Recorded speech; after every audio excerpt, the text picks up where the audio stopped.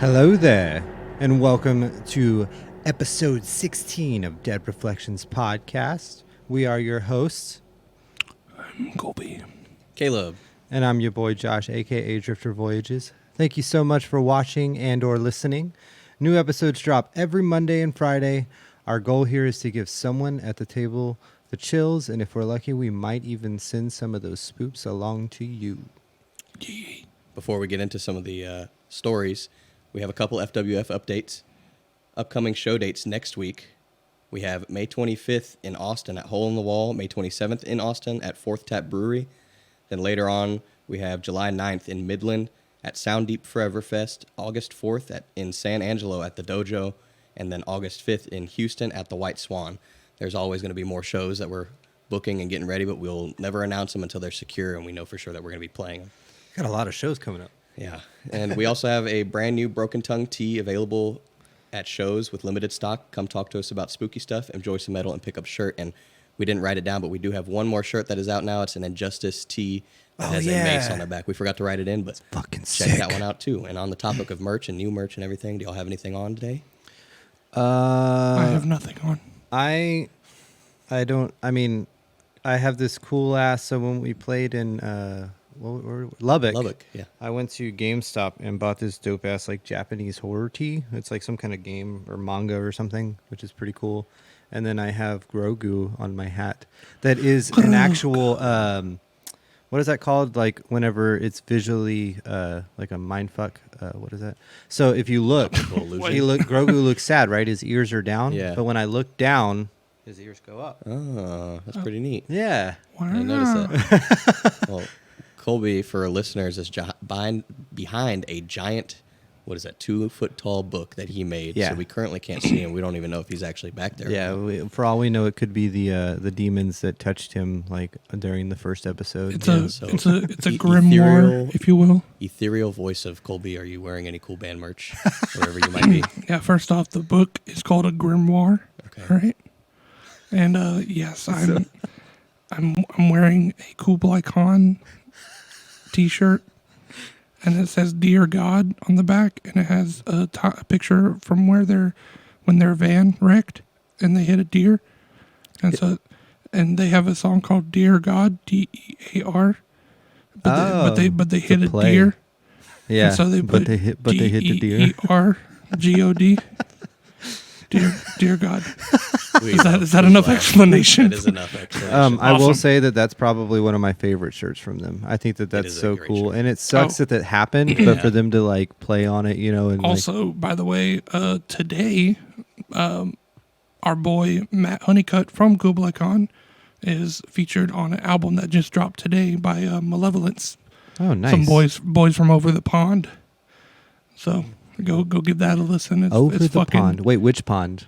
the small pond that Oh, okay. over the Atlantic. I remember last episode when you were talking about Justice for the Damned, you were like the other pond, not the British pond. That's the big pond. But yeah, they're British. They're Malevolence. And so That's what's up. That's what's up. Well, what did we pull from Steven Alexander? So last time we pulled up blood. Blood. Just a very broad topic. Blood. It was very difficult to find research on this, so I caved in. Again, these topics that we draw aren't mandatory. Mm-hmm. We would like for at least one person to do a story on them, but if we can't, we can't. So I did not do one. I just found a very creepy Reddit story that I think is going to get y'all. Ooh. And I'll leave it at that. What do you Same have, Josh? for me. I couldn't find any kind of blood story that I liked, and I couldn't really think to write anything. So I found a story from Creepypasta about the Pine Lawn Cemetery. It's actually 4 stories altogether. Okay. But A couple encounters and stuff. yeah, with people that because they actually like live there. At Wow, the that's very creepy. You're like, what? So once again, we'll call on the ethereal. Oh wait, never mind. There hey he is. guys, did y'all start the podcast? Yeah. Shit. Kolby just spawned. Yeah. Man. He's got a boom arm now. Man. He does have I a like boom this. I like this a lot. arm. I told you. I think I said like early on. I was like, so we're getting table mounts for the mics, right? Yeah. We did not. It's like minimal sound too. Yeah. Okay. Nice. Do you have a blood story or did you get a normal story? I have a blood story. Would you like to indulge us just a little bit? Yeah. Is it a lot of blood? Is there going to be blood on the episode, like for them to see? No, Oh, fuck. Good. Tragic. Oh, good. it's all in the bowl from two yeah. episodes ago. I forgot. That was all the blood you had? But my story is a creepypasta. Nice. And one of the more popular creepypastas, because I looked it up on YouTube to see if there's some like people reading it. Mm-hmm. Usually there's like one or two. There's a bunch of people that have read this story. Oh, nice. And Okay. so it's pretty popular. I will say that if I look like I'm moving weird, I'm old and I slept wrong and my fucking neck hurts so bad. I do have one more thing before we get started. I am wearing a. Oh, you didn't even Yeah. talk about your shirt. I'm so sorry. It's just it's another GameStop shirt, but it's the Stay Puft guy from Ghostbusters, and he's melting, and I love it. But it looks metal, dude. It's so metal. Was very that cool. was that how he looked in the? I remember he caught on fire, right? No, I think this is probably just a depiction. Like, Oh, okay. of it.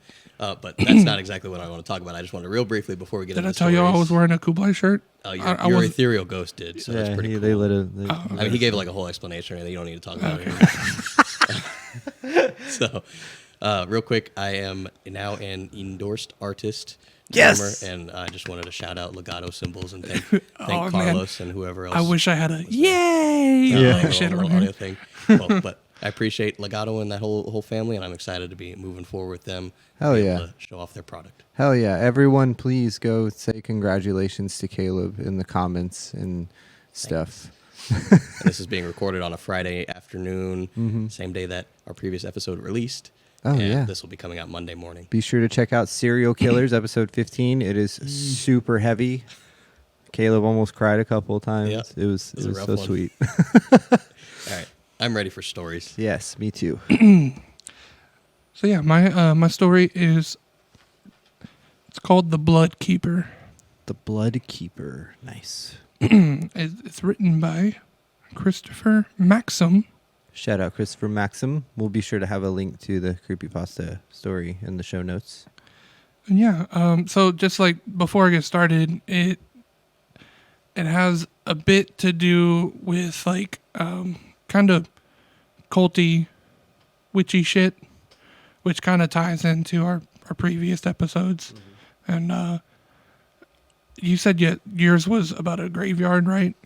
Yeah, it's about a like a funeral home / cemetery thing. Gotcha. Yeah. Well, mine is all about a graveyard. Oh boy, blood in graveyards? That does not. Ew. Spooky concoction. Yeah.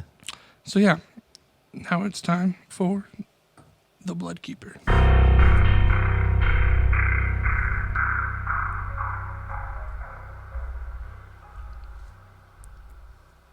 I live in a small but lively town in Massachusetts. The local legends have fueled my love affair with the paranormal. It's a subject that fascinates me to this day. Coupled with insomnia, this passion led me to many a night at the nearby cemetery, hoping to see a ghostly apparition while walking through to pass the time. These outings were unfruitful, void of all activity, supernatural or otherwise. My dream of stealing a glimpse at what comes after eventually subsided, but I continued to visit the graves. It was a place where I could collect my thoughts when sleep eluded me. One night, however, something changed. It was a dark spring evening. I was bored, couldn't sleep, and felt the need to do something outdoors in the cool night air. As it so often did, the local graveyard called out to me. I obliged, unable to resist the allure of its calming nature. Sometimes I was even tempted to set up camp there and sleep amongst the dead, knowing this would be frowned upon and perhaps morbid. What the fuck? I settled for my walks. They were enough to make me at least somewhat weary by night's end. After a couple of hours there, I decided on one last stroll along the headstones in an attempt to become tired before heading home. Upon starting my walk, I noticed something. There was a light in the groundskeeper's shack, and it was on.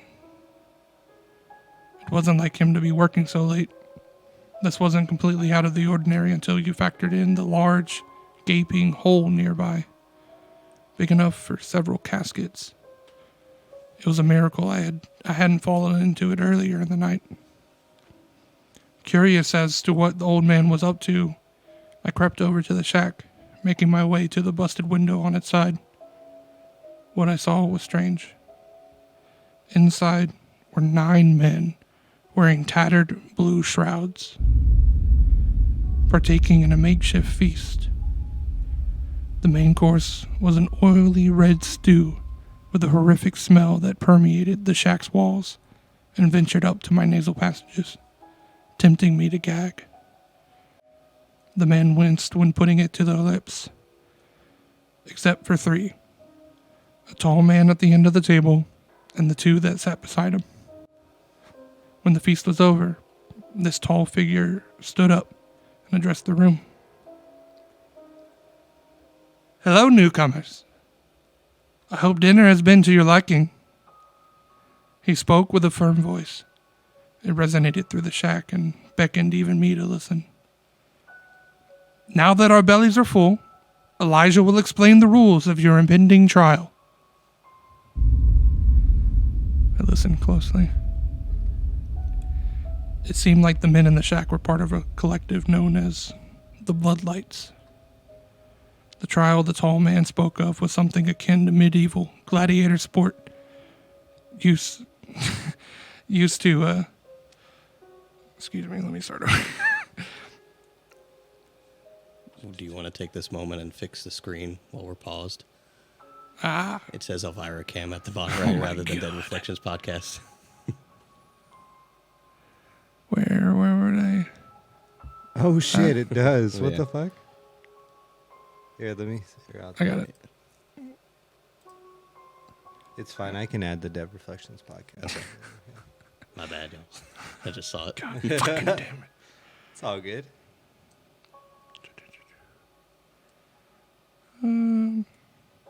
Wherever you could pick up actually Yeah. a little bit before to get us back into Yeah. it.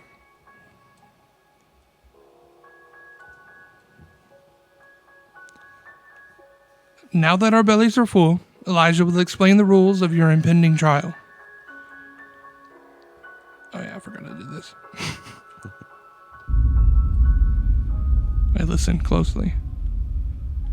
It seemed the men in the shack were part of a collective known as the Bloodlights. The trial the tall man spoke of was something akin to medieval gladiator sport used to initiate new members. I listened on as Elijah divulged in the game's inner workings, fearful but curious. 2 teams were to disperse to opposite sides of the cemetery, each consisting of 4 members, 3 blood runners and 1 blood baron. The initiates would be the runners, and the tall man's henchmen would act as barons. There was one more participant to be discussed, the tall man himself. He was the blood keeper. Though not on either team, he was the most crucial facet of the game. The most crucial facet of the game. He kept and guarded what was referred to as the blood.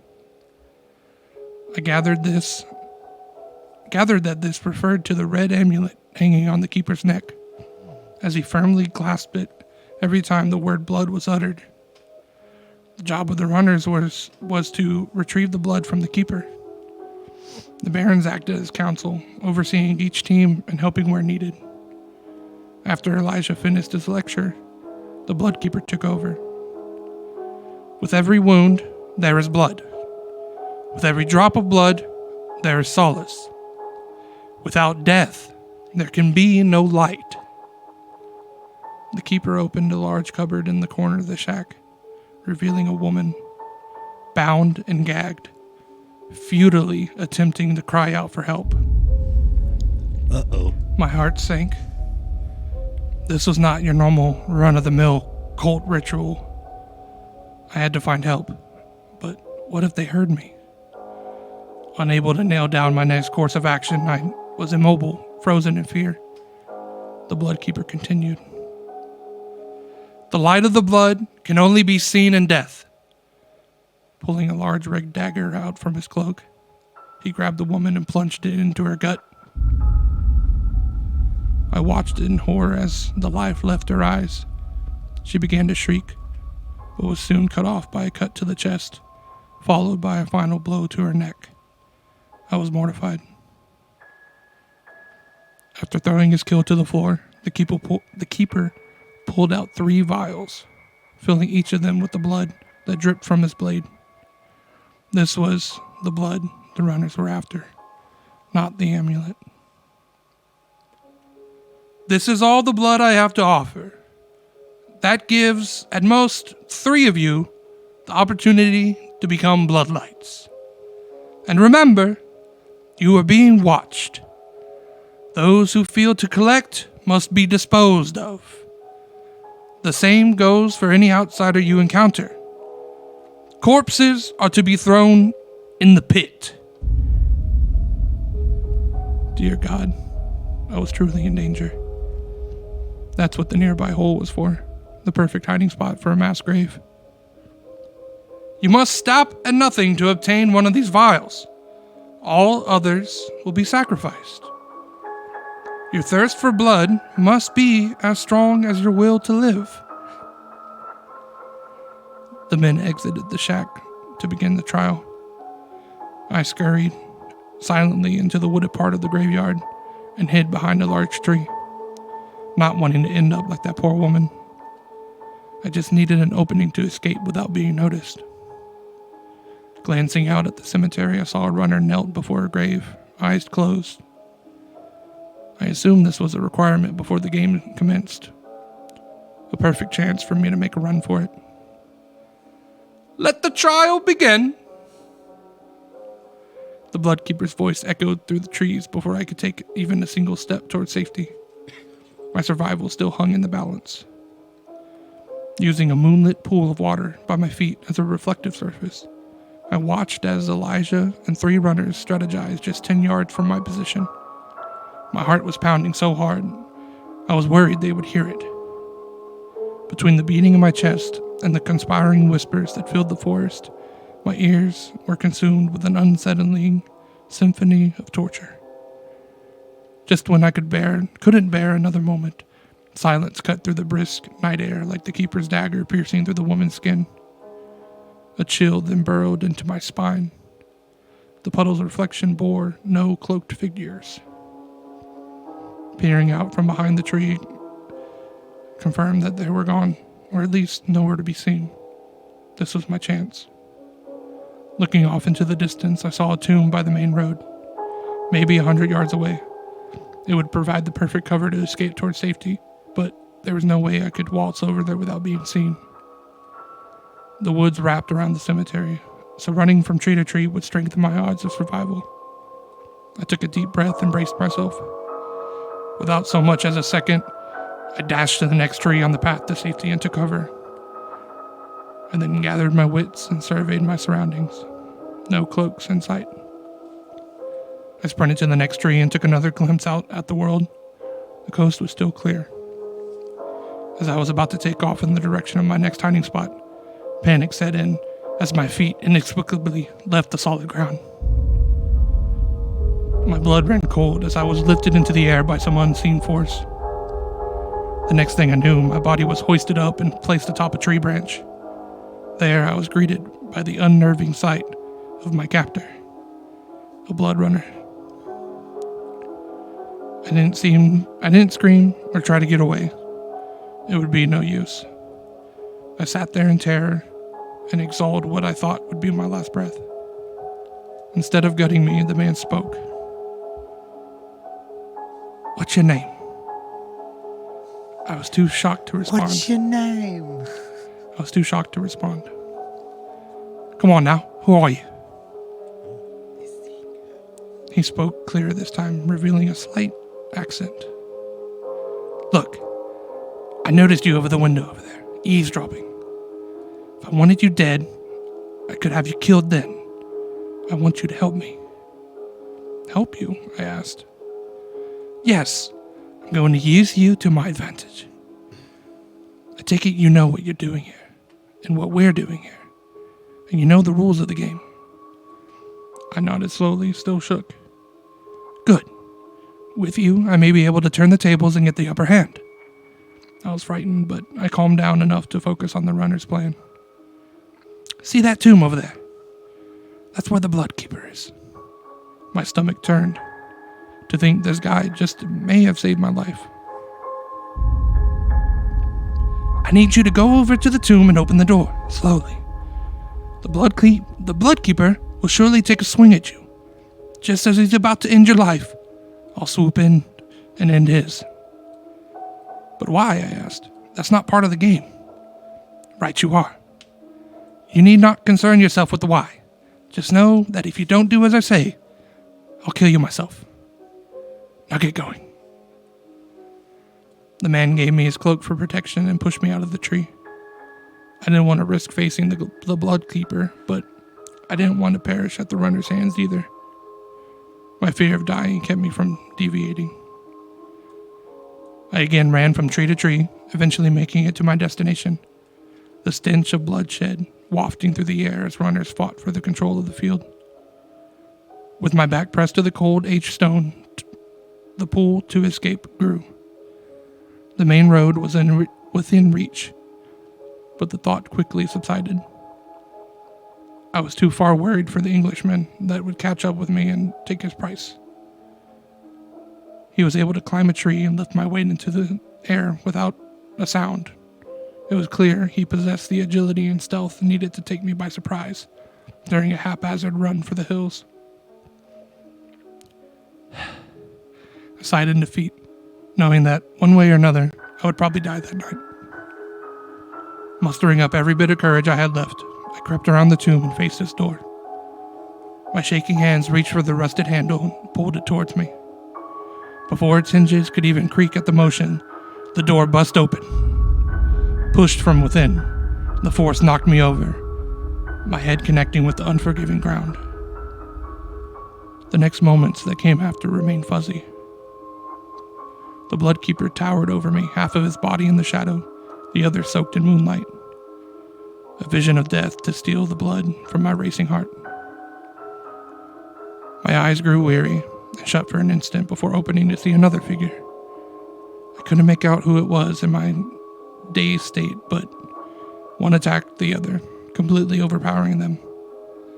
The prey in a scuffle fell to the knees before landing face first into the cold cemetery soil. The familiar sound of metal colliding with flesh rang through the air as the victor saw to it that the job was done. I prayed it was the Blood Keeper being torn apart, otherwise I was a goner. My eyes shut again before unconsciousness finally took hold. Hey, are you all right? I heard an old man's voice as I came to. Are you okay?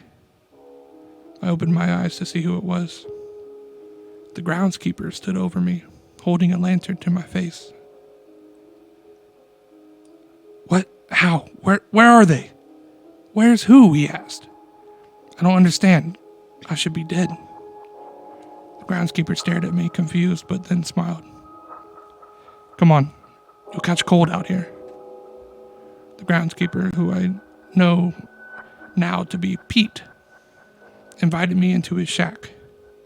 He prepared some food and tossed me in a blanket to keep warm. Thankful and in need of an ear to fill, I told him everything, despite how I knew it would sound. I didn't describe the men by their given titles, but Pete seemed to know who I was talking about. Sounds like you had a run-in with the Blood Keeper. That's him. How'd you know? His spirit has been visiting these grounds for over 100 years now, I suppose. His spirit. Incredible. It was all haunting. Something I always thought I wanted to experience firsthand. Pete and I talked for a long while. He knew all about the Bloodlights and their dastardly deeds. Apparently, they were a sadistic cult that formed in the 1800s, terrorizing the local community. Each Bloodlight initiated brought with it more disappearances. They used the cemetery as a space for their trials, burying casualties and sacrifices at the end of every night. After all, who would look for bodies in the cemetery? Over 50 souls fell victim to the Bloodlights before their sinister games were brought to a halt. During their last outing, an Englishman infiltrated their ranks and killed the Bloodkeeper, avenging the death of his wife who had been murdered during one of the trials. Soon after, his disciples came forward, claiming to have been controlled by the Keeper's amulet, alleging that it had supernatural powers. No such amulet was ever recovered. After Pete explained everything, I sat in awe, dumbstruck by the whole ordeal.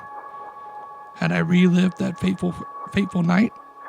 Or did I time travel and help that man fulfill his goal?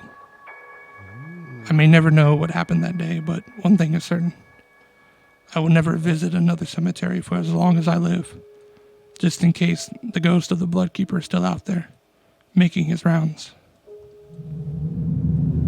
Ooh, I like that. I like that they added in that it could have been time travel, not just a that's haunting. what I was I thinking. like that. It's a nice little twist on it. What a twist. What a twist. What You a know, twist. I forgot to mention in the beginning that I had seen this story months ago. Like when we first started the podcast, I found that story and I was like, ooh, that's a good one. And I fucking forgot to like save it. And then I went back and like I searched fucking blood in creepypasta, and it was like the third story to come up. Nice. Like I said, it's pretty popular, so it was at the top of the list. And I was like, oh shit, I remember that. And I was like, that's probably good because it stuck with me and I knew the story. Exactly. Props to the author of that. Yeah, I love how that's a great I could story. literally picture the cloaks and him running through the trees, and that's cool. They should make that into a little short. Right? That would be good. Yeah, a nice little. It had a lot of visual imagery to it. Yeah. Yeah. Did you write down anything? I did write a few things. The first thing I wrote is, why is it always tall? Why is it always tall?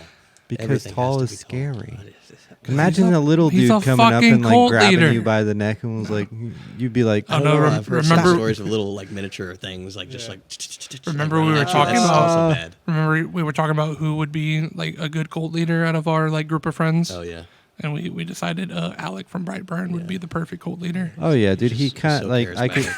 Yeah, he's charismatic, and if he put glasses on and tied his hair in a ponytail, he would look like what's his name from Waco. Yeah, No, yeah, David Koresh. David Koresh. Were you, Josh, hoping that the guy or the thing that pulled him up into the trees was a savior of some sort, like just gonna straight up? Okay, be like, so I wrote down about that, and what it reminded me of was fucking Dead by Daylight. You know how yeah, like yeah, when the bad guy catches you and He, he like, puts fucking you on the holds you. hook? Yeah, like that's what I pulls you up and pictured. put you on a hook. Yeah, like that's exactly what I was like. This dude's gonna get left here. Like, so I was thinking, like, I kind of got that, you know, they need to get blood from people essentially. Yeah. So I was like, okay, so he's hanging him up and he's gonna drain him, and the guy's gonna get free somehow or something. Like that's like kind of like how I was like Yeah. picturing it. Right. And then he's like, hey. Hey you, what's your name? What's your name? What's your name? I wanted to go for like I don't know, not like Cockney, but like Yeah, just yeah. like a different like British like Yeah. you. The last Get over thing here. that I wrote down was that just as soon as you started talking about the groundskeeper and how he like found him when he woke up, I was like, oh, this dude knows. Like, Yeah. the groundskeeper for sure knows. Like he's in on it Oh, yeah. somehow or something. Yeah. So, but I wrote the same thing. I wrote groundskeeper is the bloodkeeper, or like a relative. Oh. That's what I was kind of Yeah. thinking. Is that That he was, that's right. There were different versions of the story, and I remember them saying that maybe the groundskeeper was the bloodkeeper, and this is just his way of like keeping it under wraps. Yeah, like cleaning up the mess, Yeah. like essentially. telling everybody it's a ghost story. And then bloodlights. I like that. We should name a song that. yeah, Bloodlights. that'd be cool. Bloodlights. Yeah. Is it bloodlights Yeah, or blood blood lights, like light, plural. as in like you are light, Blood lights, like one lights. word. Yep. Okay, I was fixing. Oh, you mean like LITE? Yeah. No, like lights. That's cool. I like that. Do you have should write a anything else song written about down for that story? No, that was it. That was it. It was a good one. I enjoyed that one. It's your turn now. It is my turn, but we have to hit a break Oh, yeah. before, don't we? We'll be right back after this brief sponsor break.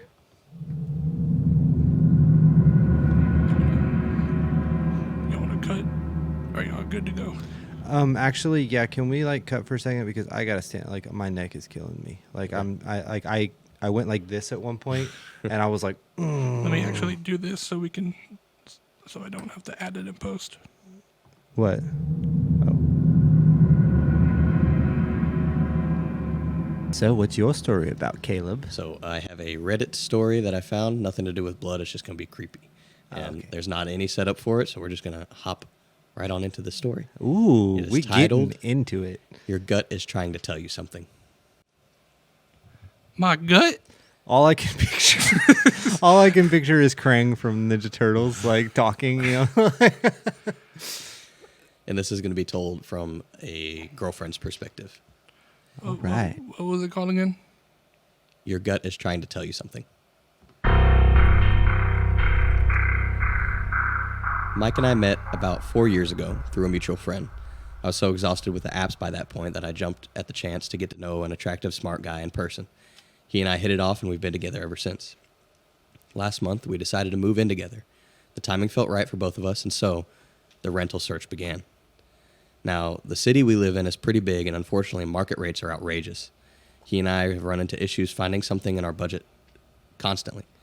Neither of us can justify going the rate for most 1 to 2 bedroom places. Most of our friends live near the city, and our goal was to do the same. But we were flexible, and we could compromise for the right property.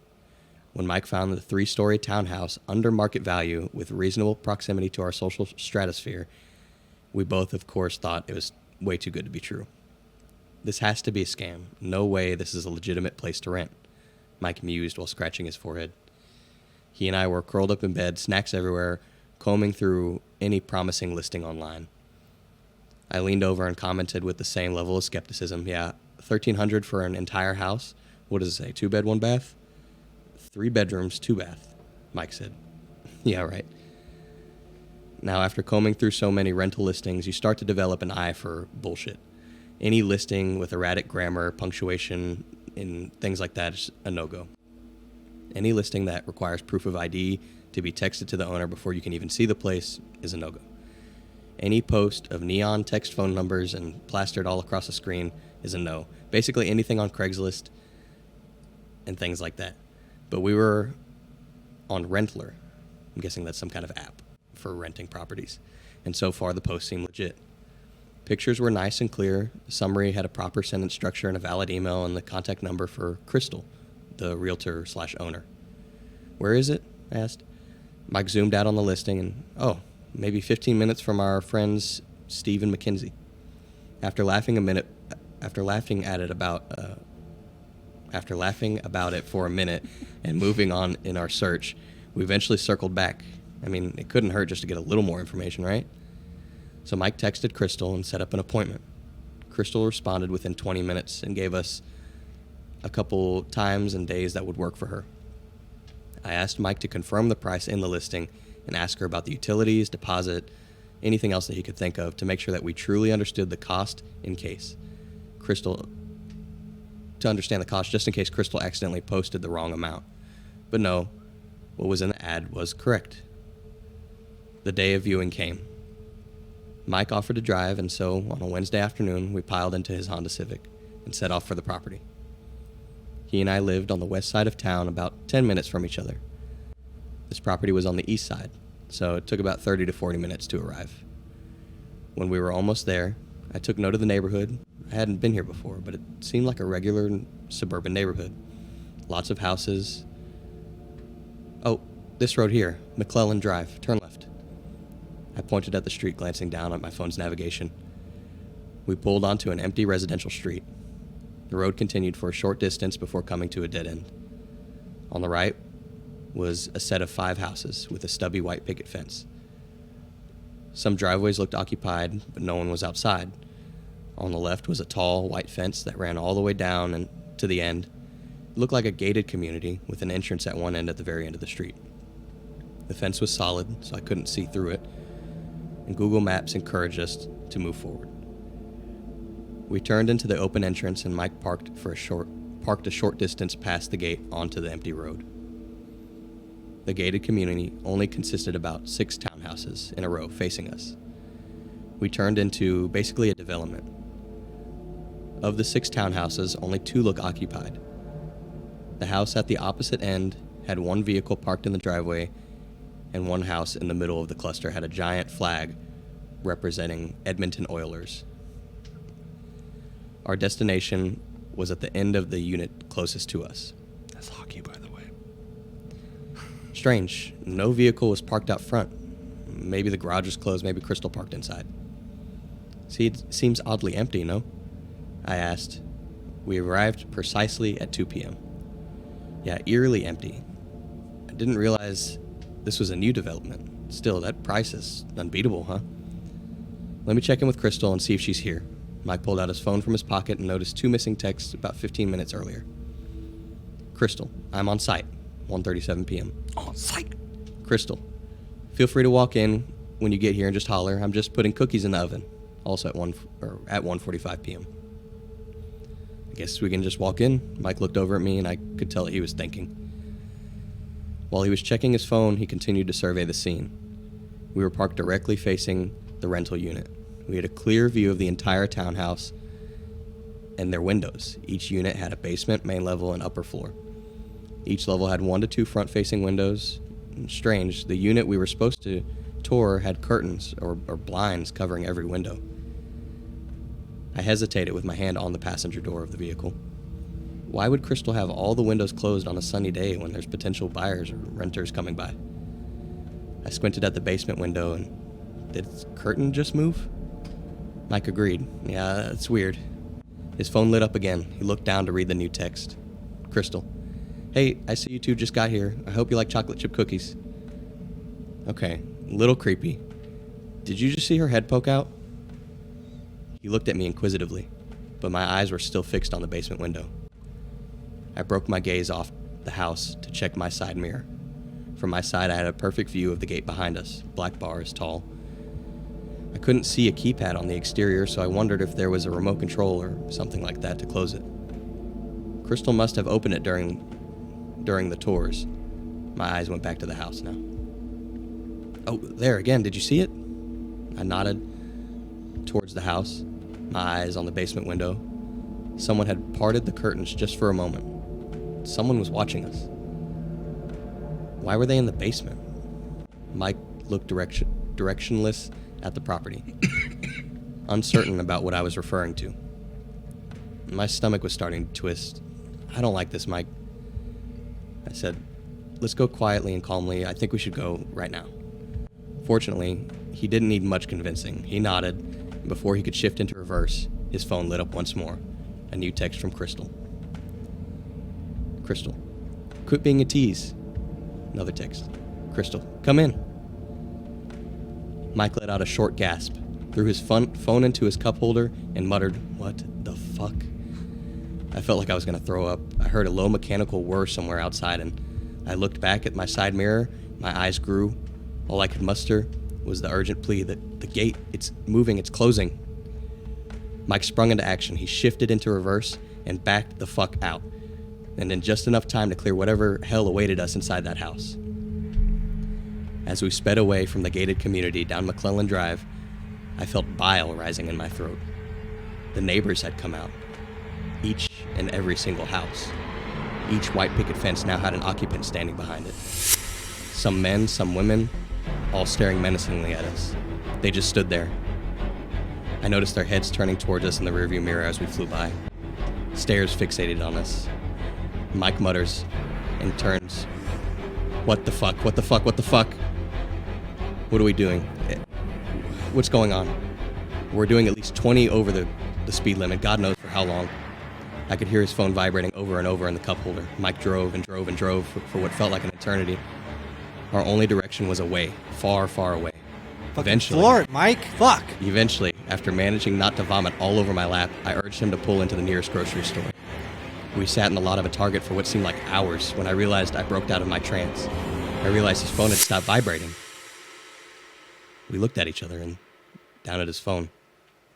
Mike picked it up and found not one, not two, but 7 missed texts from Crystal. Quit being a tease. Come in. I said, come in. We're waiting for you.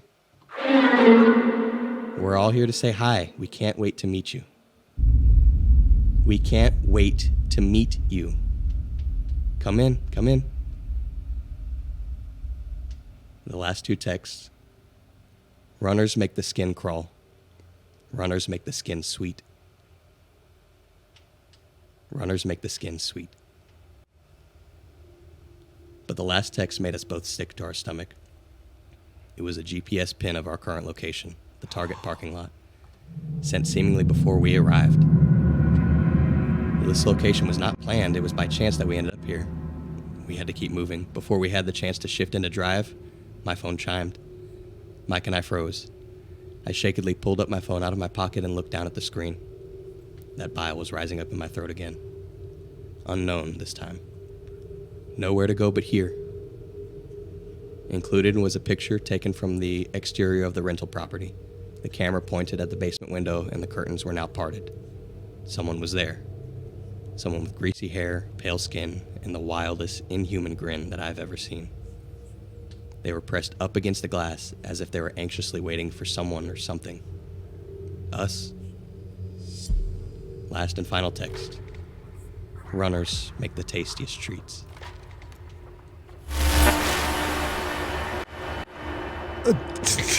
God damn, dude.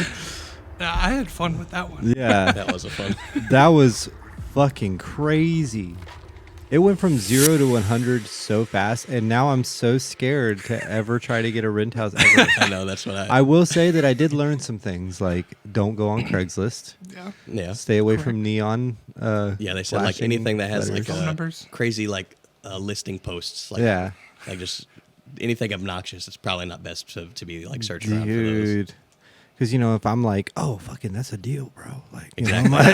That's a goddamn steal. As I'm sure many people have heard on other podcasts, and they're going to hear from us too, is that a lot of like places where poltergeist activity happens or something, they usually end up in those houses because it's a good deal. Yeah. Yeah, Yeah. it's like That's very cheap. That's true. that's the one thing I wrote down is it reminded me of your house in Brazoria. Oh, how it's yeah. so Oh, fucking cheap. yeah. You even said, you were like, yeah, we got a deal on it. Yeah, That's exactly. probably why. Dude, that was, So that was a good story. I'm going to add something because it's weird. Is it like, were they going to try to eat them? I don't know. Or were Okay. they trying to make them join the family? Is that, As of soon some as were you sort? pronouncing meat like M-E-A-T? I'm glad, okay, I'm good. glad you caught that. All right, good. So the first text said, "Come in, we can't wait to meet Meet you." you. M-E-E-T. And then the second one said, "Come in, we can't wait." All caps to M-E-A-T. Meet you. As in, like, I was like, Oh. why did he put emphasis on that? yeah. Dude. Okay, so like I instantly thought Crystal was fucking bananas when she's like, I'm making cookies. I'm like, bitch, you using my oven? Like, what the Yeah. fuck? So they kind of touched on that whenever they said that she was a owner / realtor. Yeah. So if she lived there, then maybe that made some sense. Okay, but that makes more sense now, knowing that. it's still kind of weird. I don't know. I've never been to a house listing where they're like, "Here's cookies for you." It could be a common thing. I've never had. Dude, that. oh my god, that Sounds like an old and timey then thing. and to then do. how you talked about Or how like a skinwalker thing. They're trying to be human. Yeah. yeah, you talked about how all of the neighbors came out. They were all in on it. They were Yeah. all like, Okay, so before that, whenever they first get into it, they said only 2 of the, I think, 6 houses looked occupied. Yeah. Everything else looked like it was in development. Yeah, And and then then by all the of time a they sudden- like in reverse and they're like, skirting out of there, is that everybody's standing at the edge of their driveway. Like each and every house has a person. oh, that's fuck. Yeah. And they're all just like turning their heads, looking at them go by. Yo, that chase scene music, perfect. Yeah, it's pretty Yeah. It good. was good. Oh, that was good. That definitely added to the. And then the fact that they sent the pin before Yeah, they before even they got arrived. there. It's like they knew that they would Yeah. have to pull over and. I won't quote it exactly, but there were some comments in the Reddit thread that was like, you need to get rid of the phone, get rid of like change your name, do all this stuff. Yeah. And then another comment to that one was like, if they figured that out before you got there, there's no like you can't escape this. Yeah, they're gonna know. They're gonna It's fucking know. supernatural. You don't know how to. Yeah, Like, and then like the fucking smiling Jeff sounding character. Oh man, and I could picture that shit. Oh man, Elvira, what'd you think? fucking Elvira. blood. That's what she. Blood. Does. Blood. She wants more She blood. wants more blood. Well, dude. All right. Well, hey, I'm gonna pass the boner. You gave me a big boner with that one, I think. so now I'm gonna Big, give you a scary boner. boner. There you go. Okay, so my story is from Creepypasta, and it didn't necessarily have like a title, but I gave it its own title. So it's called, essentially what it is it's about this guy. His family has lived and worked for this cemetery / like funeral home called Pine Lawn Cemetery. Like it's one of those passed down kind of things, and they've lived on the property and everything else. And it kind of goes through like some of the trials and tribulations that they've experienced, like owning the property, and then it goes into some spooky shit. But yeah, this is Stories from Pine Lawn Cemetery.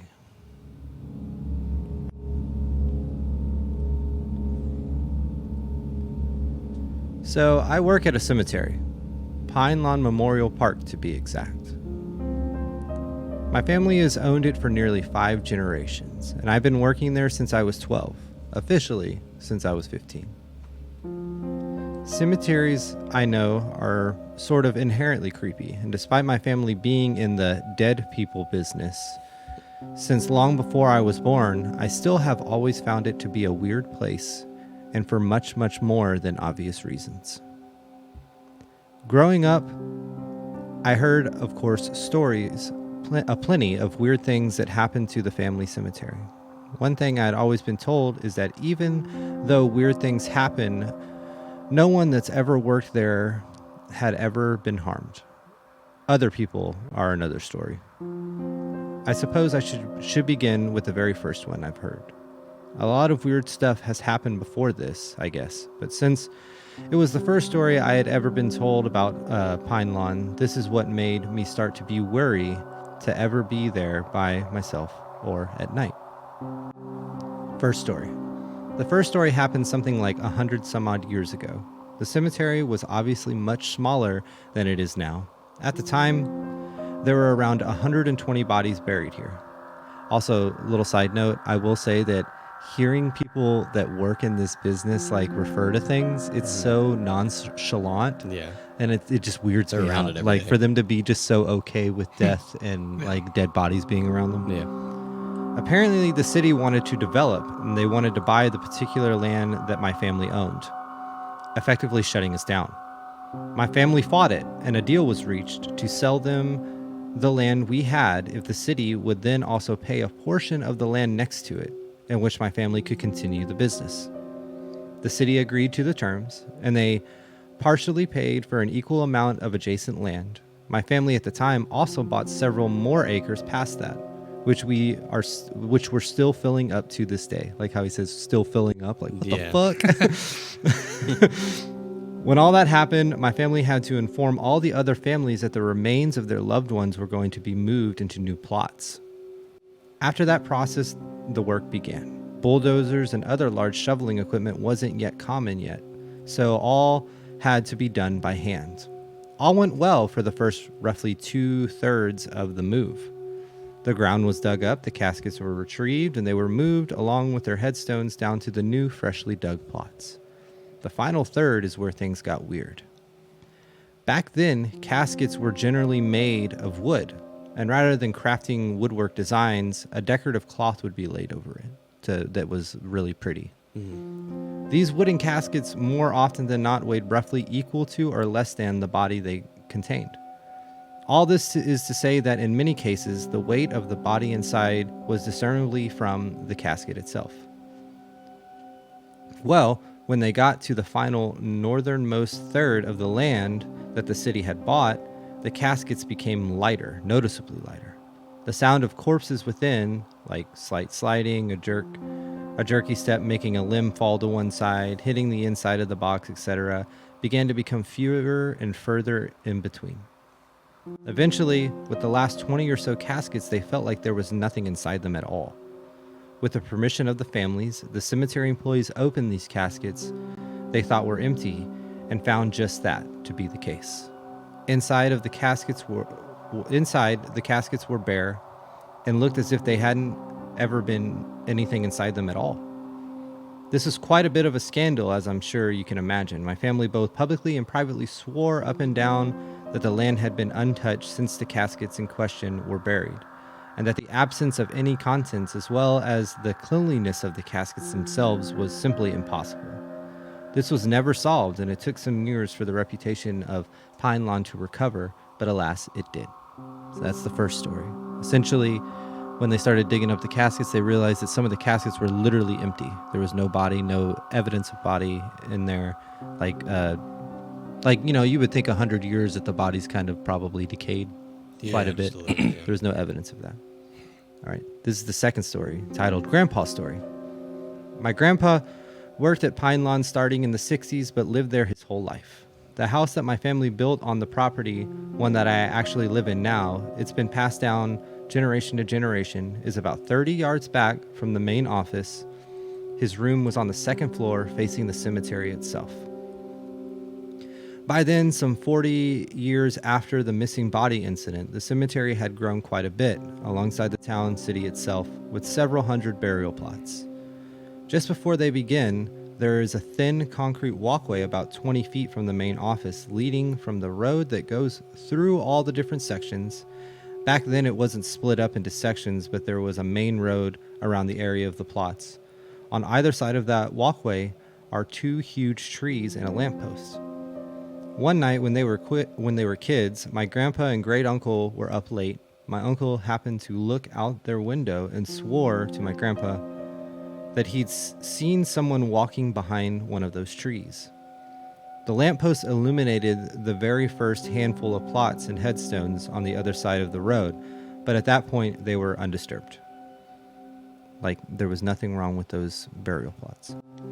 My grandpa and uncle stood there at their window for a little while, with my grandpa ultimately teasing my uncle for being scared. However, when they woke up the next morning, the police were there. In the hours between when they looked out the window and saw the burial plots undisturbed, about 4 a.m., and the time they noticed the commotion, about 7 a.m., 7 of the plots had been dug up. The headstones were stacked very deliberately like a house of cards. Think about that, concrete headstones. And behind them, the caskets were atop one another, the first one laying flat, the second one standing upright, the next one laying flat, the second one standing upright. Fuck that. Straight up, No. the basic dimensions taken into account, that's nearly 30 feet high. That's with the ridiculous. caskets being on. Yeah. This is getting fucking Stonehenge in this bitch. I'm sure you can imagine, even with machinery in the present day, that would take at least a little bit of time to accomplish. But nope, back in the 1950s, this was somehow done in a span of less than 180 minutes, with no one that lived in the house able to hear what was going on. Here's story number 3, personal account. Time for one of my own stories. Obviously, as time has gone by, improvements and additions to the cemetery have been made, namely the crematorium. I've had a number of odd experiences with our crematorium, which was built on as an extension of the main office. One such instance was in 2012, following a funeral of a very large man, roughly 375 pounds. I got the cremation chamber preheated, while my wife set up a movie to watch while the body was being cremated. I used the elevating platform and then slid the body in, closing the door to the cremation chamber afterwards and going to sit down. About 5 minutes after I'd shut the door to the retort, which is another name for cremation chamber, while my wife and I were beginning to watch the movie, we heard a thump. Neither of us paid it much mind, but a few moments later, there was another, and then another. I stood up worried that the man may have had a pacemaker still in his body. However, unlikely, as he had all of his organs removed. As we got up and walked over to the retort, the thumping and thudding got more hurried. We looked through the front window of the retort and couldn't believe what we were seeing. The body inside was flailing about. Both of the deceased arms and legs were bouncing around like he was in extreme pain. Now, it isn't odd to see body parts move while the body is being cremated. As the limbs are broken down, they will often contract and muscles and tendons will snap. That's a thing. That's awful. But this was most decidedly not that. I went around to the side of the retort where we have 3 larger windows that give us a profile view of the body. The dead man's fingers were balled up in a fist and were banging against the window, and his legs seemed to be kicking downward as if trying to get out. As I watched from the side, the man's mouth opened and the first groan began emanating from within, then screams. The man had been confirmed dead nearly 80 hours prior. There's no way, absolutely no way whatsoever that he could still be alive. His organs had been removed, for fuck's sake. But for about 20 seconds after we'd gone up to the retort, the corpse inside the cremation chamber screamed and flailed his arms and legs about as if he were being burned alive. Then he simply stopped. My wife and I were in shock. Neither of us said anything for a few minutes. And when I finally was able to find words, I advised her not to ever mention it again. It was an anomaly, air escaping from the lungs and excessive strained muscles and tendon snapping. I said whatever I could to justify it enough to move past it. I call bullshit. Even so, it's something that that has never left our minds. I still call bullshit. Last story. Another quick one was actually just last year. In addition to the main office that contains the cremation chamber naturally has an exhaust. So, it's got to let all the smoke out. I was sleeping one night late November when my wife shook me awake. Groggily, I asked her what was wrong, and she told me to look at the office. I stood up and went to the window and saw that from the exhaust there was thick smoke pluming out of it, as if the body was being cremated right then and there. Seeing as we were the ones who operate the crematorium and neither of us were there, this absolutely should have not been happening. I told my wife to call the police while I went over to check things out. A fire of over 1,000 degrees was likely burning inside. One way or another, it had to be turned off as quickly as possible. At the very least, controlled. All the lights were off and the doors were locked, as they were every night. I went inside, and the inside of the retort was bright with flames, but there was nothing inside of it. We meticulously cleaned the cremation chamber after each use, and while the flames alone would likely produce some kind of smoke, the smoke that we saw coming from the exhaust was this kind of thick, gray-black smoke that could only be produced by something actually physically burning. I shut it off, went around, checked the windows and the postern doors, which were all intact and locked. There is a ladder that leads to a ceiling exit, but that was locked too from the inside. The police showed up, took a report, but there was really nothing to be done. It was attributed to someone having left the retort on before leaving, even though we both knew that the other hadn't done that. That's one that I'll forever ponder. I have many, many more stories, both from my own experiences and instances passed down from my family from years ago. But those are tales for another time. If you ever find yourself in a location like Pine Lawn, maybe ask the owner if they've had their own tales. You'd be surprised by the stories people like us have to tell. I'm for sure gonna ask if I ever stumble Right? across somebody that worked at a crematorium or like a funeral home. Yeah. I'm gonna have so many Oh, questions. dude, there's just no way. Yeah. Okay, one, you said ladder up to a basement. Yeah. No, ladder Or up to like a ceiling. exit in the ceiling. Yeah. Fuck that. I didn't know. I don't know if he was saying in Who the has a ceiling exit? Is that normal? I don't know. I'm not sure. I didn't know if he Never was seen saying a that was for ceiling like exit. for the cremation chamber, or if that was for the actual building. But I mean, I'm guessing it's the actual building. They give me a big, what's that game? Yeah, I was gonna say I have two references. One is gonna be mortician's assistant. Mortuary. Or mortuary assistant. Yeah. That's right. Yeah, dude, that Yeah, that fucking game game, bro. That's gonna ruin me. I'm gonna be I thinking about know. that story when we do it. And when you said the knocking, like he was like thumping, like Yeah, that shit, instantly thought of the scariest part of that game to me is the fucking door slamming. Oh, the door the to freezer door. to the freezer. yeah, cool. Yeah, and Fuck that. and just like the whole that part with the cremation thing. Yeah. Like, so they sat there for a half a minute and watched this dude like, how can you do that? Yeah. Like, I get it. I get your rationalization. The dude doesn't have organs. There's no way. But I don't care. I would have been fucking ripping that bitch out. You can start the flame back up again. Like, Yeah, I would have been exactly. like, fuck. Like, are you okay? Because, I mean, granted, this was like in the 2000s, like late 2000s, close Yeah. to our time. So, like, the whole dying and being buried alive thing isn't a thing anymore. Like, they have steps, I'm guessing, to like Yes, make you sure. gotta be pronounced dead. Yeah, and so I get that. And this seemed like it wasn't in like a third world country or anything Yeah. like that. So it's just like, And they got entrances to the roof, so right? Like maybe that's like a thing. Like, hey, if you're fucking, it's not like you're tied down. Like, get up and get out. Yeah. I'm gonna remember that now. So if I'm ever find myself if I being were in burned that alive, if I were in that situation where the body started flailing like that, you said he had been like pronounced dead like 80 hours prior. Okay, so a couple days. Yeah. And yeah, no, I would have like made sure he was dead.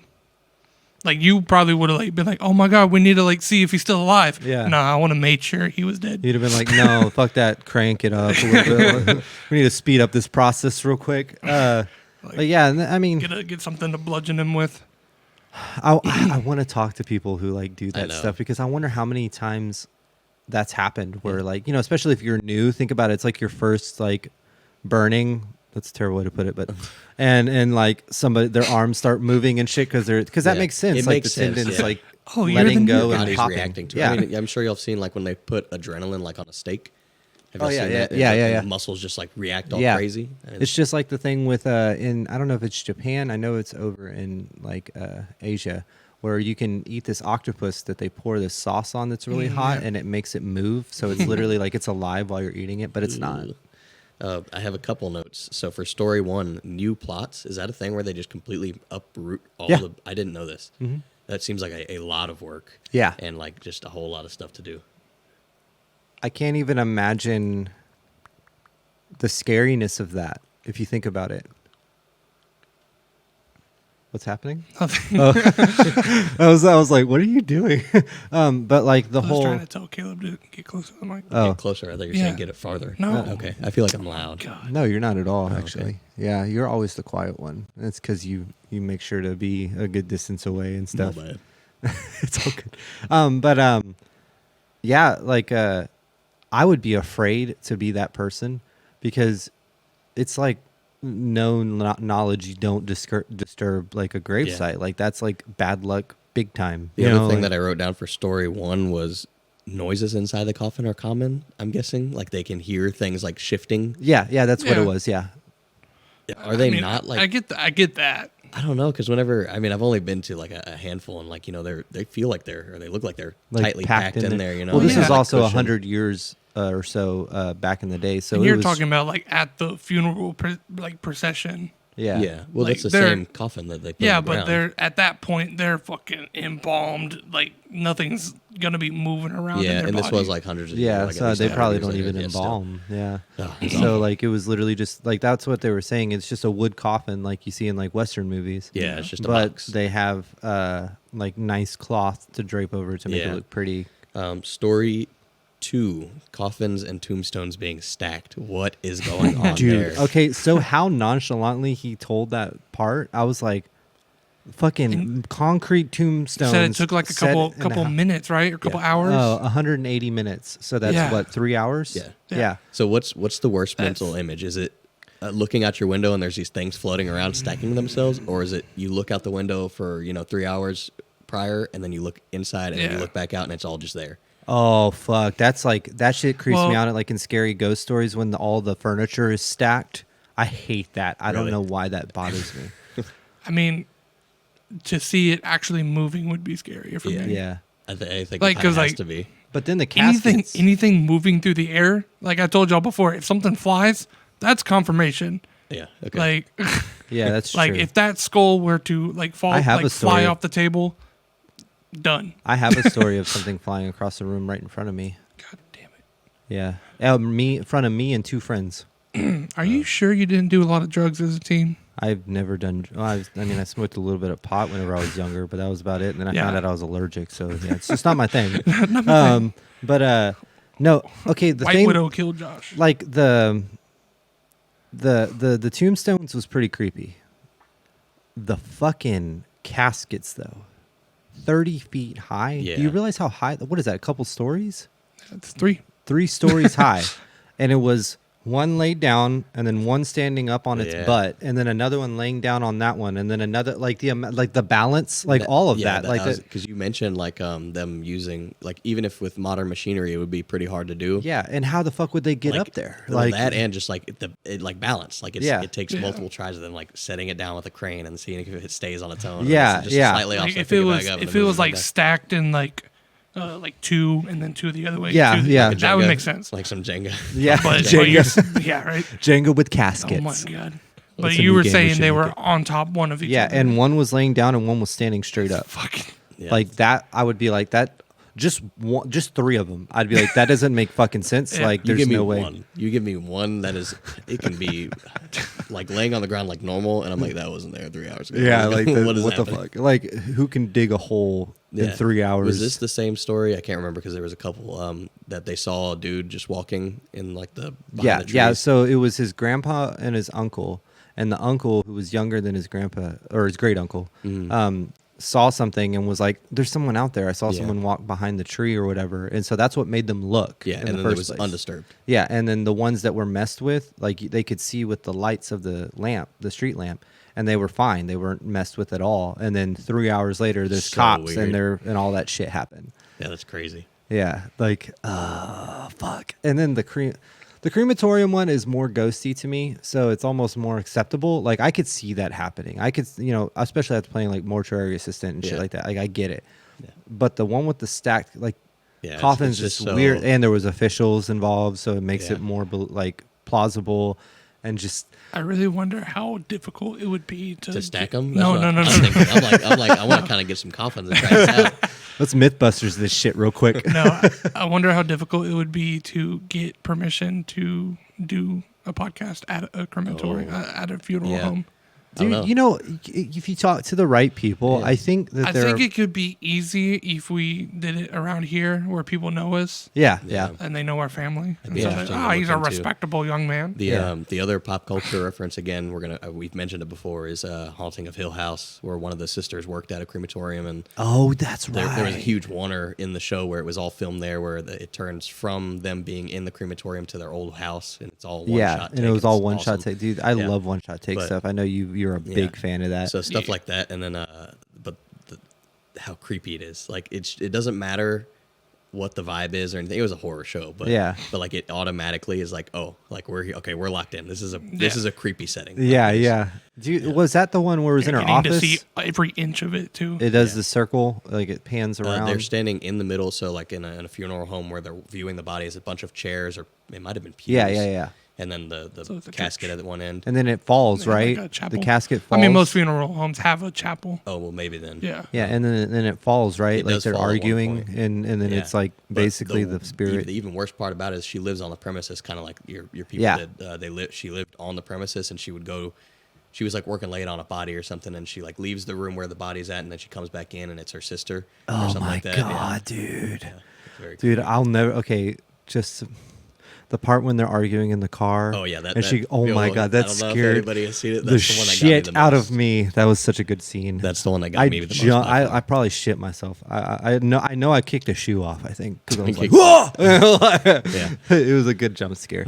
Man, dude, this is a good episode. I'm glad that we got the blood out of the way. Yeah. I'm glad that we had our own Yeah. 2 stories because that's kind of how we did it originally, and Yeah. now we're 16 episodes in, and I like that we can go where everybody does the same thing, like serial killers, Yeah. and then we have Which, this kind if of you're episode. listening in succession in chronological order, y'all know how tough that last episode was. This was a good palate cleanser. Yeah, it was good to just get a little bit of spoop and chill instead of it being very like I don't know how people do true Yeah. crime. See, I think I could do it, but I'd have to dedicate it like only. Like it'd have to be like a time suck-esque show where I'm like just that. Yeah, and that. I have a feeling those podcasters can't trust anyone. There's no way. Fuck, There's yeah, no- dude. yeah. I dude, I no listen way. to Crime Junkies, and the 2 girls, I can't remember their names, but they have not only the stories, but they have steps where they're like, hey, you need to start doing this, this, and this in Yeah. case something happens. Right. Like, Damn. Like the really? like the preventative list, Yes. and then like like always telling like your writing friends. down like Oh, if I go missing a book. yeah if I yeah, go there's missing, one of that's those. what- That's yeah. the thing. It's like if I go missing, this is the passwords to all my websites, so you Yeah. can see if I've been talking to someone recently. Right. Like always Dude, sharing. I your never location thought with about people. that being a thing. That's a Yeah. good idea. It is a good idea. That's crazy that this day and age that's a thing. It that is a we thing. need- Yeah. you needed to think Um, about. I will say- I want my shit to be a story, like a mysterious story. Nah, I don't want it to be solved. No, I'll be very upset. I want your stuff to be solved. not cool. I will say that the story that I was going to do instead of the one that I did was actually on the. So Jennifer's Body, the Yeah. movie Jennifer's Yes. Body. That's based on a true thing. I didn't What? know that. Yeah, there was a literal band tried to sacrifice a fucking virgin to fucking to Satan to get Wow. famous. Okay, Like okay. Yeah, it even It's wild. it went as far as to causing Slayer to get sued because that was the band that they listened to at the time. Oh, What? okay. You know what I'm talking about? Yeah, They got sued? Yeah, they got sued by the family because of the lyrics in their stuff. Oh my god. Yeah, because that was the band that the guys who had the band that were trying to get famous. That's their biggest inspiration or whatever. Yeah. On a side note, anyone who tries to sue a band because of lyrical content, fuck you. Yeah, I think that's fair. it's I get where you can sit there and be like, oh, well, because of what you said, like you made Yeah. this person think this certain way, and that's not your fault. That's That's not the band's fault. By any exactly means. saying- It's literally how someone interprets something. It's the is same on thing them. as us telling these stories. I did not do any of the things Yeah. that have been said. And if someone It's just listens to our podcast and then all of a sudden goes and does what the story says, that's not our fault. Like that's on them, and then they can't. People always look us for as a musicians finger. have a strong And like take on that. the Yeah. people who commit like mass shootings, they'll go and like, oh, he played violent video games. Yeah. Stuff like And, that. And Yeah. now- listen to Ridiculous. satanic music. And now the turns have tabled, and they're like, "Hey, video games are a good stress reliever. You should play more video games." There's a lot of flip flops on that. I Yeah. did like I had a whole college thing where I had to Oh, do really? an essay on it. Yeah, and it flip flops throughout like about every 5 to 10 years. It'll flip flop where the media is like, this is the reason why, and then you'll get 5 years later. It's like, well, actually, this is kind of why. Like, Yeah. they should be doing more of this. Yeah. That's crazy. Oh, that's interesting, man. Yeah. Okay, well, you guys, whose turn is it to draw from the Jar of Well, Stories? let's go me. I Stephen feel like doing Alexander. it. It doesn't matter. I pulled last, so I'm gonna yeah, pull. Caleb. Has anything creepy happened to y'all since the last time we did an episode? So I keep fucking myself and doing this thing where it's late at night and I decide to go to bed, but before that I watch all these creepy YouTube videos and shit. I need to stop. I need to getting stop. you? No, It's keep getting going. me. No, it's fucking me up, man. Put you in a mood. It does put me in a mood, I guess. But yeah, no, just like I've that one guy, the creepy site or whatever his Yeah. name is, he's got Casper some site. good Casper site. Yeah, I he's got some crave good shit. I crave like creepy shit. So it's kind of part of my living. I will say that I think my work is haunted because I keep getting hit with pots and pans all the time. What? Yeah. You didn't tell us about Wait, this. excuse me. Oh, yeah. Okay, so we have the way the way it's set up is We'll reveal it. we have shelves and then there's the oven, and the shelves, one of the shelves has all of our pots and pans. And so I do, especially me, I make sure to fucking push those bitches like all the way Yeah. up into the wall, and it every fucking couple of times, man. And it's always, and the thing is it's, I've tested it out. I've literally been there and been like slamming drawers and stuff Yeah. around there trying to see if it's shaking it. And no, man, like one time the top that was on the pot, so it has the you know how it's cut where it fits perfectly and it kind of Yes. seals it. It came off of the pot and hit me like right on the fucking head. Yeah, and then another time, Oh, yeah. one of the smaller pots itself, that's like just a sauce pot, just fell off the shelf, fucking bonk, like right on my head. Like That's ridiculous. it's ridiculous. I know. It's and Are they just- are they just falling from that shelf though? that shelf? Nothing Okay, else okay. falls. That's that, the thing. That can kind of be scientifically. You think proven. so? It's Just because it's the one shelf? haunted If it shelf. were multiple things from around the room, Yeah, being, falling. like, falling, then I would be So concerned. like But one thing that I thought maybe it there's could probably be, some explanation. For one it. thing that I thought maybe it could be is the ventilation fan above the stove. Like it kind of rattles sometimes, Vibrates and the shelf. maybe like it vibrates the shelf just enough, and then eventually one falls. Speaking of that, we forgot to mention this last episode. The voice recorder. I noticed. I came in here one day. We were probably going to do one of our many fucking extracurricular shit activities. And I came in here, and the voice recorder that was sitting up here on the shelf was under the table. Oh yeah, and I had seen it like the day prior Yeah. at band practice, and I was like, I thought we couldn't find that, and it was under the And- table, and I didn't okay, say anything. I so- have no recollection of it. So happening. the only explanation for that falling would be vibrations from us practicing. Mm-hmm. But I could have swore that shit was lying flat on here. It was on that shelf, and it was sitting on the where Belly's Yeah. story is. It was sitting right there. And Yeah. it was flat. And I think that the reason why it was flat was because the practice before that probably caused it to fall down in the first place. So it does, and there's a fucking wood thing blocking it right there. Cool. So that's maybe neat. maybe we should Kolby's like, fuck, that's maybe not cool. we should continue to experiment with that. I'm down. Just put it in places that we know that it can't like fall or move, and see if it moves. When you first brought it up, I thought that it was lost because I remember I had asked you not too long ago where it was, and you said I don't know. I think it was in the merch box. Oh, that's right. And then you put. Yeah. I remember that because then you told us that you put it up there. Oh. Or it might have been the EMF because the EMF was that's in the true. merch box too. I don't know. Hey, y'all want to see what our next story is going to be about? Oh yeah. Sorry. Elvira. Nah, Hey, actually, Elvira. no, I don't. Oh. Cut that. We have hospital. Oh, For a second, I next thought it up. said hospitality, and I was like, I mean, I guess that could be scary. But So yes. this is going to be location. I think you, Josh, have a story like already in mind. Yeah, I do. So there's actual movie called Death Tunnel. I've talked about it on here before, where apparently there was like it was a mental health facility, and there was like an outbreak of patients that got sick from like yellow fever or something, and this hospital was already not doing good as it is, and it was so close to being shut down. So instead of allowing these patients to be known that they died, they built a tunnel that literally led to a train that they would load the bodies up on to get rid of them, and it was called the Death Tunnel. Well, there was a movie made where they actually filmed it at the location, and some of the EMP noises and stuff were actual noises that they picked up while they were filming it, and all of this stuff. And they have pictures. I'll be sure to find all of it, and we can show it. That'll be live, right? That'll be a live one. Yeah, Monday. so we can maybe show some of the things. Like there was this girl with a ball where she would bounce it, and then there was like these pictures where they were taking like on-set pictures, and they were capturing like full-fledged like white figures and like all this stuff. Like I used to have the DVD, and I would watch the documentary. You know how DVDs have like the making of kind of thing? Yeah, I would watch like the documentary, and like the whole time they were like, dude, it was fucked. Like crazy. like the guys they're talking about, they're just like, nah. Like the actors are like, this was fucked. Like it was sucked. Like I'm excited for that. That's gonna be a fun one. yeah. I think I'm gonna look around for one. Hospital there's bound to be some really creepy stuff. I know that there's another hospital in Texas that's supposally super haunted. Like So- abandoned or Are you Yeah, talking? the one that I'm talking about isn't in Texas. Are I you don't think. talking about the one that I told you about? Maybe it's in Texas. Yes, it's a small, tiny town.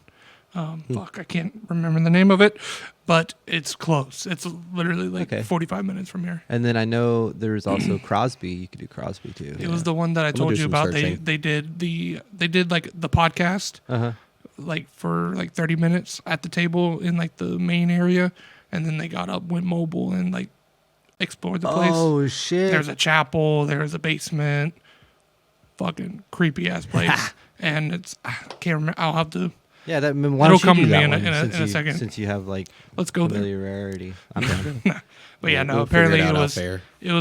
an old hospital back in the the World War II era, Back in the day. Well, like 40s and 50s. we got a couple days to sort that out and figure out what we're gonna do. So Yeah, totally. Yeah, man, we've got some shows coming up. It's gonna be a busy fucking week. yeah, it's been a busy week the last like 3 Year. months. So Yeah, that's awesome. I'm ready for it to slow down a little bit and focus a little For bit more sure. on some stories. For sure. All right, so you guys ready to close it? I'm ready. Close what? Oh wait, yeah. I don't know what I'm thinking. Sorry. Okay, so that's it for episode 16 of Dead Reflections podcast. We'd like to shout out our friends in Terraform Podcasts, Dark Hour Podcast, and our new friends from Hauntedly Podcast. Here's a short clip of what that podcast is all about. We encourage y'all to give them a listen and check them out. Follow us at Dead Reflections Podcast on all social medias, or follow the link tree to find our socials. You can find Spotify, Apple Podcasts, YouTube, Facebook, Twitter, Instagram, and the video version of this podcast on YouTube. Email us at deadreflectionspodcast@gmail.com to submit your stories, let us know how we're doing, or let Josh know how much you like his hat. All other band-related social medias can be found at FWFTX. Please don't forget to leave a rating or review anywhere you listen. They really do help us get our name out there and find new listeners. Thank you for all the continued support.